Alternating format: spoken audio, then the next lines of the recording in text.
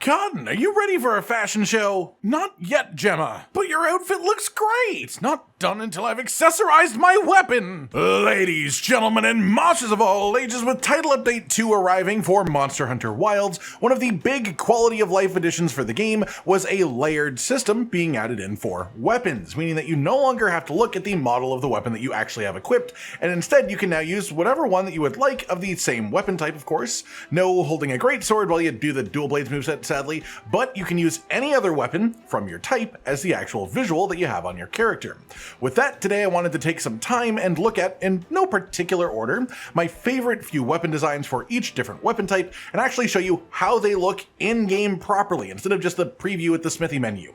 And whether you end up using the designs I show off or not, the entire purpose of this is to try and get your brain whirring and thinking of how you can use layered weapons to meld into your beautiful fashion sets, or even as a basis to build an entire new fashion set around. And of course, the caveat here is that I won't be talking about artian weapons at all today, because people have been staring at artian weapons for months. If you like how they look, all the more power to you. You can keep using them visually if you want, but today is about the beauty of the crafted weapon designs. Starting off then with greatsword, I have tried to limit this to no more than 5 designs per weapon at absolute maximum, with some weapons having a little bit less. Our first greatsword then is the Quemetree's greatsword. This may be a bit of an unusual choice, but I love how unique this greatsword is compared to the others. It's just a big, flat hunk of iron, but it basically just looks like a gigantic, oversized combat knife, and it's awesome. It is an unbelievably large chunk of mass, and it just feels awesome to swing around.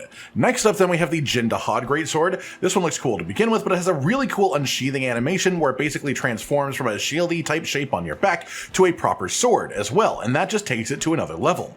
We've also got the Shia greatsword, which looks like the shape of a Rathian greatsword almost, but with a really cool cheese grater pattern on it. But when you fully charge the blade, it actually puffs out and goes all feathery as well, which is just absolutely gorgeous looking, and not enough people get to see this effect, so I wanted to make sure that everyone got to, because it just looks really, really cool when you actually proc it.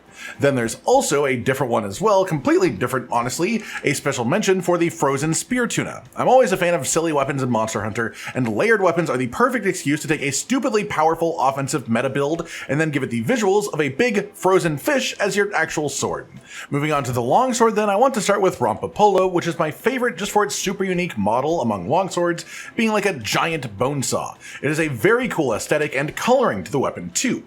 There is also the Hirabami longsword, which is basically a reverse curved blade. It's got a unique shape and just a really cool aesthetic to it as well that I really enjoy. I love the blade designs that are just a repurposed part of a monster's actual body, and this is definitely one of those. Next one then, we've got the Quemetree's longsword. Yes, it is another Quemetree's weapon, but it's again quite unique compared to most longswords, being just a flat sort of like nail file essentially at lower levels, but then once you have the higher leveled version, the one that's all the way at the top, it just becomes essentially permanently hot with the same model otherwise, but it just makes it look a slight bit different if you prefer that slightly different aesthetic as well. And I think that it's just fun to sort of like be attacking the monsters with heat rather than just like a sharp blade, which is a fun change of pace. There's also the Blanganga longsword, which looks totally different when it's sheathed, but when you take it out, it's something that I'm an absolutely massive fan of. It's essentially just a big, thick flamberge type shape made out of an oversized fang, which is rad as all hell as a weapon, especially as a longsword.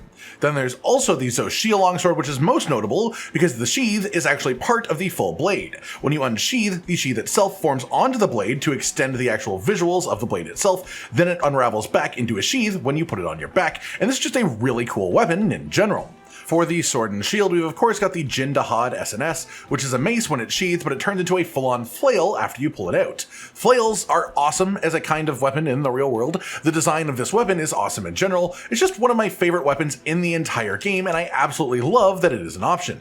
Then there is also the Lala Barina sword and shield. It's basically a big, flowery, colorful rapier as a sort of thorn, and then a flower shield in the other hand, and I just think this weapon is absolutely gorgeous. There's also the Zuwu sword and shield, which is basically like a little shotel or a khopesh type of blade, and it's absolutely golden as well, looking gorgeous, as well as the shield, which just looks very good too.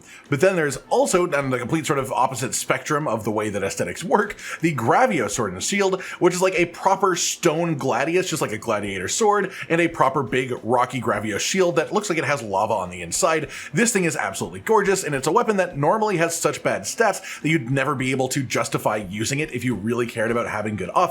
So the fact that layered weapons exist is the perfect excuse to use something that looks as cool as this, but statistically is not that great. That said, there's also one more that I want to talk about for Sword and Shield, which is the actually Mizutsune Sword and Shield, as this has an invisible shield being represented by a beaded bracelet instead, and it has a sharpened fan instead of the normal sword part of the Sword and Shield, which is a really lovely and unique combo for this weapon, just making it work in a completely different way visually to the way that it normally does, and having it be just completely special. Following that, we've got dual blades, and the Guardian Ebony Odogaron dual blades are one of my favorite designs since it was first introduced for the base Odogaron in World. The attached pair of blades by the chain makes it just really cool and flowy in combat, and this is just a really fun, edgy pair of weapons in general. Then there is also the duna dual blades, which are basically just big bonking clubs that I love the shape of the weapon that they use with this dual blades moveset as well. And there is also the Blankgonga dual blades, and these are basically just a giant pair of sai, and sai are a weapon concept from the real world that I absolutely love the look of as well. If you like Raphael from the Teenage Mutant Ninja Turtles, you will recognize these, and honestly I think it's pretty cool to be able to emulate a turtle. And then there are also the arkveld dual blades that are generally cool, just being a relatively unique shape, but then when you enter demon mode while wielding, they completely change the shape. The top bits sort of bend in to create a more sharp point on the front, and then they also extend out a chain-like bit on the back of the blade, which is sort of like Arkveld's chain blades themselves, which is just a really cool extra touch of detail, unique to the flagship's weapon. There's also then the gore magala dual blades, which are basically a pair of full hand enveloping claws, and little fingies on these actually start to pulse when you're in demon mode, as well as the actual blade coming out of the side of it extends in demon mode, whereas it distends back in when you're not in demon mode. So generally speaking, this weapon has a lot of sort of cool details. After that, we've got a hammer, which is one that I sort of struggled to stick with 5 with because I love hammers. The Arkveld hammer is a real classic, basically being a big, slightly furry and chainy Mjolnir. Very fun, and it even gets a big like glowing effect while you charge it to make it feel even more impactful. There is the Yonkaku hammer, or honestly any of the different head-on-a-stick shaped hammers. I love head-on-a-stick hammers as a concept, and now that layered weapons are a thing in the game, you can viably wear heads on a stick while still doing tons and tons of damage, which makes them honestly even better because it makes it silly while you're beating the crap out of things. The Gravios hammer is basically just a big like underwater mine on a stick, which is a fun concept in general, but the spikes on the ball itself actually extend and stick out farther when you fully charge the weapon, which is a really neat extra detail that you probably wouldn't realize without crafting it for yourself. Similarly then, the new Udra hammer sort of just looks like a bundled mass of tentacles, but if you fully charge the weapon, you can actually see a new Udra eye open on the side of it. This makes it clear that this is actually just another sort of head-on-a-stick weapon, and I love that it's sort of like a hidden head-on-a-stick. There are also quite a few things that we're completing for a 5th slot on this weapon, but nothing feels quite as great as those 4 main ones to me, though quick honorable mentions to the big brick that is the dahaad hammer, as well as the beautiful sharp-looking hammer option, which is the Zhuwu hammer as well, which looks like an axe, and it's just absolutely gorgeous as another option too.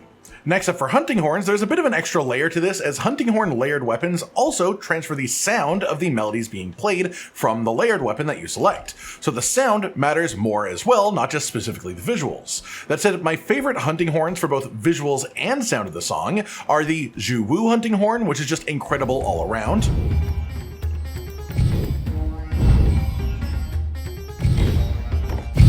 There's the Shia harp hunting horn, which is another particularly unique looking and sounding weapon that also looks quite special too.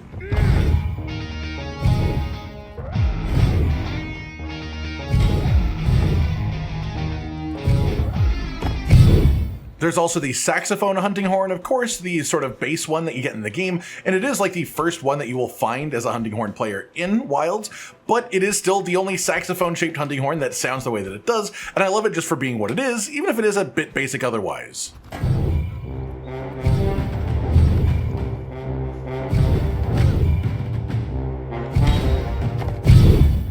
Then there is also the dahaad hunting horn, which just looks gorgeous, and this one is awesome mostly for the melody sounds more than anything else.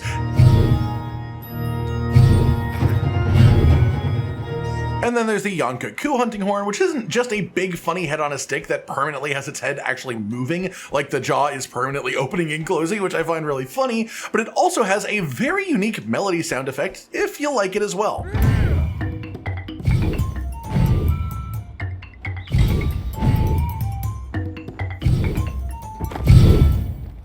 After that, then we have the lance. I'm a really big fan of the Hirabami lance, which is basically just a big flag or banner on a stick that does actually wave in the wind, and it has one of those tail blades on the end of it as the actual sharp part.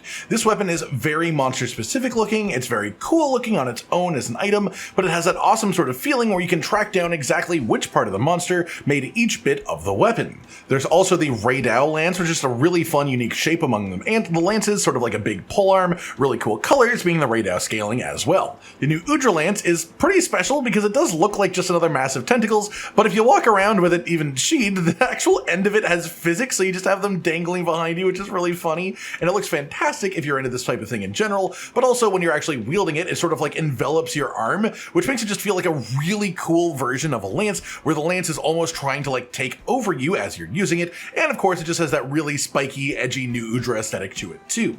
Then after that, we have the Balahar lance, and this one is just cool to begin with, but when you unsheath it, it actually grows for some reason, the point of the lance extends, and then when you do the sprinting attack with this weapon too, it just sort of rotates the thing back and forth, not quite like a drill, but more like a juicer or something like that. It's really funky, and it sort of looks like it's ribbed a little bit, which is very odd. Then the final lance that I want to touch on today is the Workshop Tree lance, the one that Fabius uses. This is just a classic cool lance from Monster Hunter in general, and you can now use it whenever you want to visually, even though the statistics of it normally are a little bit lacking in the game. So now that layered weapons are a thing, you can use this a bit more. Following that, we have the gun lance, which has been locked to a few specific designs because of the way that the weapon works statistically, but I'm a really big fan of the Jin dahaad gun lance now, especially the shield. It looks really great, but the weapon itself is like just a sharp cannon on a stick, basically. There's also then the Ajarikon gun lance. The shield is a funny representation of his face, but I also really like the gradient on the barrel of the gun lance itself, as well as the Ajarikon sort of spiking and color scheme on it is a really nice aesthetic for the weapon too.